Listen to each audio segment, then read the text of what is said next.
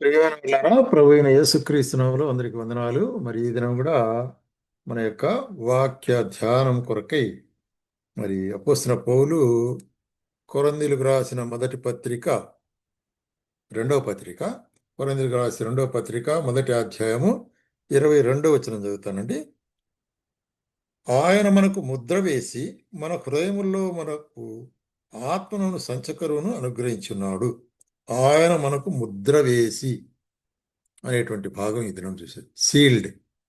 Seal అనేటువంటిది మరి మనం మన అనుదిన మరి జీవితంలో అనేక చోట్ల చూస్తూ ఉంటాం. సీల్ వేయడం అనమాట. అంటే ఒక సీల్ వేయడం అంటే దానికి ఒక అధికారానికి సాదృశ్యంగా ఉంటుంది కదా, ఒక మరి నిర్ణయానికి సాదృశ్యంగా ఉంటుంది. ఒక మరి చెప్పాలంటే ఈ యొక్క ముద్రించడం అనేటువంటిది ఆ, మరి కొన్నిసార్లు ఆ, మన యొక్క పొలాలు కానీ ఇవి రిజిస్టర్ చేసిన తర్వాత అక్కడ మరి ఆ రిజిస్టర్ పేపర్ల మీద సీల్ వేస్తారు. సీల్ వేస్తే అది మరి అధికారికముగా అది చెల్లుతున్నది అనేటువంటి కార్యం. ఇప్పుడు అదే విధంగా పరిశుద్ధ గ్రంథంలో మనకు ఇక్కడ ముద్ర వేసి అని చెప్పబడినప్పుడు మరి ఈ యొక్క ముద్ర గురించి కొన్ని సందర్భాల్లో మనం చూస్తాం. ఇర్మియా గ్రంథంలో ఏమంటాడంటే 32వ అధ్యాయం ఇర్మియా గ్రంథము 10వ వచనంలో మనం చూసినట్లయితే, నేను క్రయపత్రం రాసి ముద్ర వేసి సాక్షులను పిలిపించి త్రాసులో వెండిని తూచి. ఇక్కడ ఇర్మియా దేవుని ద్వారా ఒక పొలము కొనమని ఇర్మియాకు చాలా వేయబడి ఉంటున్నది. ఇక్కడ చూసినట్లయితే ఈ పొలం కొన్ని తర్వాత జరిగేటువంటి కార్యం చెప్తున్నాను. క్రయపత్రం అంటే రిజిస్ట్రేషన్ చేసేసిన తర్వాత మరి ముద్ర వేసి సాక్షులు కూడా పిలిపించి దానికి. కాబట్టి క్రయపత్రం అయిన తర్వాత దాన్ని మరి సాక్షులు మరి ముద్ర అవసరం. అప్పుడే అది నిజంగా మరి ఇది విక్రయించబడినది అనేటువంటిది. మరి ఈ పద్ధతి ఈ దినాల్లో కూడా మన యొక్క మరి జీవితాల్లో మన దేశంలో మన మధ్యలో ఉంటున్నది. ముద్ర వేయబడుట అనేటువంటి కార్యం. మరి ఈ ముద్ర అనేటువంటిది అది ఇంకా ఒక తీర్మానం కింద ఒక మరి చెప్పాలంటే మరి ఓనర్షిప్ అంటే సొంత సొంతము ఇది నాకు అనేటువంటిది. పలాని వ్యక్తి నుంచి పలానిది మరి ట్రాన్స్ఫర్ చేయబడి ఉంటున్నది అనేటువంటి కార్యం.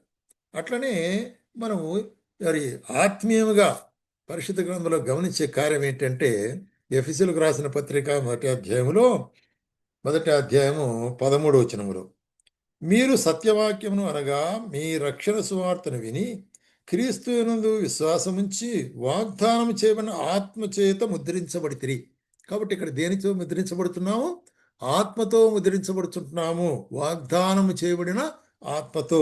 కాబట్టి ఎప్పుడైతే మనము దేవుని వాక్యం విని మన యొక్క మరి హృదయాలను మరి ఆయన వైపు తిప్పుతుంటున్నామో, ఆయన మన హృదయంలో చేర్చుకుంటున్నామో, క్రీస్తునందు విశ్వాసం ఇస్తున్నామో, అప్పుడు ఆయన మీరు నావారు అనేటువంటి విధంగా, నాకు చెందినవారు అనేటువంటి విధంగా మనకు ఒక ముద్ర వేస్తుంటున్నాడు. ఏంటది? అదే ఆత్మచేత ముద్రించబడి అంటున్నాడు. ఈ ఆత్మచేత ముద్రించబడి మరి ఎట్లాగుంటున్నదంటే, ఇది నాకు సొంతము నీవు అనేటువంటి కార్యం. దేవుని మహిమ కీర్తి కలుగుటకై ఆయన సంపాదించుకున్న ప్రజలకు విమోచన కలుగు నిమిత్తము ఈ ఆత్మ మన స్వాస్థ్యమునకు సంచకరువుగా ఉంటుంది. కాబట్టి ఈ యొక్క ఆత్మ అనేటువంటిది సంచకరువుగా అంటే అడ్వాన్స్గా ఉంటున్నది అన్నమాట. మనం పొందబోయేటువంటి పూర్ణత్వానికి ఇప్పుడు అడ్వాన్స్. మనం ఏదైనా ఒకటి కొన్నప్పుడు మరి అడ్వాన్స్ ఇచ్చి దాన్ని మన పక్షముగా నాకు చెందినది అని చెబుతాము. ఎప్పుడైతే పూర్ణముగా ఇస్తామో అది మనకు చెందేదిగా ఉంటుంది. అట్లాగే మనల్ని యేసుక్రీస్తు ప్రభు తన పిల్లలుగా ఉంటున్నట్టు మనకు ఒక ఆత్మను మనకు అనుగ్రహించుంటున్నాడు. అందుకే 4వ అధ్యాయంలో కూడాను ఏం చెప్తాడంటే 20వ వచనంలో, రైట్, అయితే మీరు యేసును గూర్చి విని ఆయనందులో సత్యము ఉన్నది ఉన్నట్టుగానే ఆయన చేత ఆయన యందు ఉపదేశించబడిన యెడల మీరు అలాగ క్రీస్తును నేర్చుకునేవారు కారు. కావున మునుపటి ప్రవర్తన విషయమైతే ఏం చెప్తున్నాడు ఇక్కడ? మునుపటి ప్రవర్తన విషయమైతే మీరు మార్పు చెందిన వారు ఉంటున్నారని చెప్తూ 30వ వచనంలో, దేవుని పరిశుద్ధాత్మని దుఃఖపరచకుడి, విమోచన దినం వరకు ఆయనందు మీరు ముద్రించబడి ఉంటున్నారు. కాబట్టి విమోచన దినం అంటే ఆయన తిరిగి వచ్చేటంత వరకు కూడా ఆ యొక్క ఆత్మచేత ముద్రించబడిన వారంగా ఉంటున్నాం. మరి ఈ యొక్క ఇదే కార్యాన్ని యోహాను మరి తన ప్రకటన గ్రంథంలో ఈ విధంగా రాస్తుంటున్నాడు. తాను చూచినటువంటి కార్యము ఆఖరి దినాల్లో జరగబోయేటువంటి కార్యాన్ని గురించి రాస్తుంటున్నాడు. ప్రకటన గ్రంథము 7వ అధ్యాయము ఆ, మరి మనం చూస్తున్నాం 2వ వచనములో, మరియు సజీవుడకు దేవుని ముద్రగల వేరొక దూత సూర్యోదయం దిశన పైకి వచ్చుట చూచి భూమికిని సముద్రమునకు హాని కలుగజేయటకు అతని అధికారం పొందిండును. ఒక దూత అధికారం పొందినవాడే ఒక ముద్రను, దేవుని ముద్రను చేత పట్టుకొని వస్తున్నాడు. మరి 3వ వచనం చూసినట్లయితే, ఆ దూత మేము మా దేవుని యందు వారి దేవుని దాసుల నొసల్ల యందు ముద్రించే వరకు భూమికైనను చెట్టుకైనా హాని చేయదు. అంటే దేవుని దాసులను ఏర్పరచుకుంటున్నారు. ఇక్కడ ఇశ్రాయేలీలో నుంచి దగ్గర దగ్గర ముద్రించబడిన వారు అన్ని గోత్రాల్లోంచి 1,44,000 మంది ముద్రించబడినారు. అంటే అనేకులు ఉంటున్నారు, అయితే 1,44,000 మంది ప్రత్యేకించబడిన వారు కాబట్టి ముద్రించబడుట అనేటువంటిది ఏం చూపిస్తుంది? ఇది తన కొరకు ప్రత్యేకించుకునబడుట అనేటి కార్యాన్ని మనం గమనించే వాళ్ళంగా చూస్తుంటాం అనమాట. అదే విషయంలో మనం గమనించినట్లయితే మరి ఇక్కడ చూస్తుంటున్నాము దానియేలు గ్రంథంలో మరి ఈ ముద్రను గురించి ఏం చెప్పబడుతున్నదంటే, చూడండి, దానియేలు మరి రాజు యొక్క ఆజ్ఞకు విరోధముగా మరి ప్రార్థన చేసినాడని చెప్పేసి దానియేలు మీద ఏం చేసినారు? నేరం మోపి ఆ దానియేలును సింహపు గుహలో వేయించబడినారు. సింహపు గుహలో వేసినారు. సింహపు గుహలో వేసి ఇక్కడ ఏం చెప్తున్నారు? 6వ అధ్యాయము 17వ వచనములో, వారు ఒక రాయి తీసుకుని వచ్చి ఆ గుహ ద్వారమును దాన్ని మూసివేసి మరియు దానియేలును గూర్చి రాజు యొక్క తీర్మానం మారునేమో అని రాజముద్ర అతని అధికారుల ముద్రను వేసిన దాన్ని ముద్రించింది. కాబట్టి రాజముద్ర అధికారం 2 ముద్రలు. ఎందుకు? ఒకవేళ మరి ఇప్పుడు చూసినట్టయితే రాజు దానియేలు పక్షంగా కొంచెము మెత్తని స్వభావం కలిగిన వాడు ఉంటున్నాడు. ఒకవేళ మారుస్తాడేమో తన తీర్మానము, శిక్ష నుంచి తప్పిస్తాడేమో అని విరోధులైనటువంటి వారు ఏం చేశారంటే రాజు ముద్ర వేసినారు, వాళ్ళ ముద్ర వేసినారు కదా. అనేక సార్లు ఈ ముద్రణ గురించి అంటే ఇప్పుడు ఇద్దరి సమ్మతమైతే కానీ అది ఓపెన్ చేయకూడదు అనేటువంటి కార్యాన్ని మనకు బయలుపరచబడేది ఉంటుంది అన్నమాట కదా. అదేవిధంగా యేసుక్రీస్తు ప్రభు మరి శిలువలో మరణించిన తర్వాత మత్తయి సువార్త 27వ అధ్యాయంలో వారు మరి పిలాతు వద్ద మరి పర్మిషన్ తీసుకుని సమాధిలో ఉంచి అక్కడ ఏం చేసినారు చూడండి. 27వ అధ్యాయం మత్తయి సువార్త 66వ వచనం, వారు వెళ్ళి కావలి వారిని కూడా ఉంచుకుని రాతికి ముద్ర వేసి సమాధిని భద్రం చేసిరి.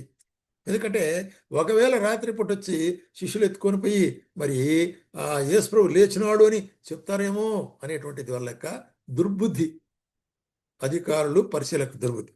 కాబట్టే అక్కడ వారు ముద్ర వేసి భద్రం చేసి, అయితే ఆ ముద్ర నిలవలేదు. ఆ ముద్రను మరి అదే దానితో అక్కడే తెరుచుకున్నట్లు ప్రోత్సాహం. కాబట్టి ఇక్కడ ఏం చెప్తున్నాం అంటే ముద్రించుట అనేటువంటిది ఒక అధికారానికి, ఒక సొంతానికి సాధనం. కాబట్టి నీవు నేను మరి ఆయన కృపచేత మనం ముద్రించబడిన వారు ఉంటున్నాం.